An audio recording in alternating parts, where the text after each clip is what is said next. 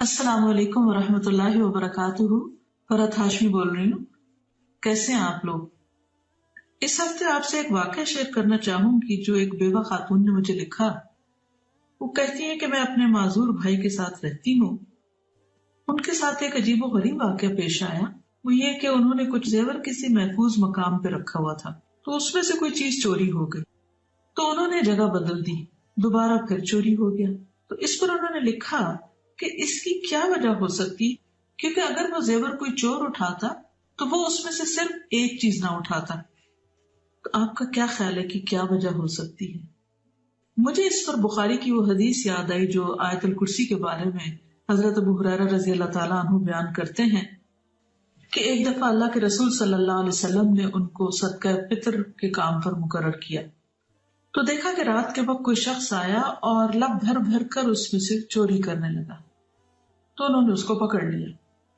इस पर उस शख्स ने बहुत मिन्नत समाजत की कि मुझे छोड़ दिया जाए, मैं फिर नहीं आऊंगा। लेकिन अगली रात वो फिर आया, फिर उन्होंने पकड़ा, फिर उसने मिन्नतें की।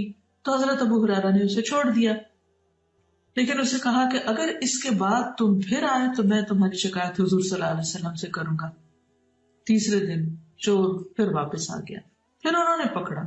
उस पर वो कहने लगा कि देखो, मैं तुम्हें एक अमल बताता हूँ, तुम आयतुल कुर्सी पढ़ लो तो उसके बाद मैं नहीं आ सकूंगा। हजरत अबू हुरैरा ने ये वाकया नबी सल्लल्लाहु अलैहि वसल्लम से आकर बयान किया।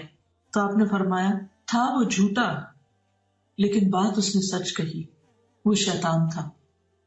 एक हकीकत है कि जब इंसान आयतुल कुर्सी पढ़ता है तो एक हदीस के मुताबिक अल्लाह सुब्हानहू तआला की तरफ से उस शख्स के लिए एक निगहबान मुकर्रर कर दिया जाता है। तो जब हम रात को सोते वक्त आयतुल कुर्सी पढ़ते हैं तो हमारी जान, माल और औलाद की भी हिफाजत होती है। आप भी आजमाइए। अल्लाह हाफिज। अस्सलाम वालेकुम वरहमतुल्लाहि वबरकातुहू। वीडियो के नीचे सब्सक्राइब के बटन पर क्लिक करें, बेल के आइकॉन पर क्लिक कीजिए ताकि हर नई वीडियो की नोटिफिकेशन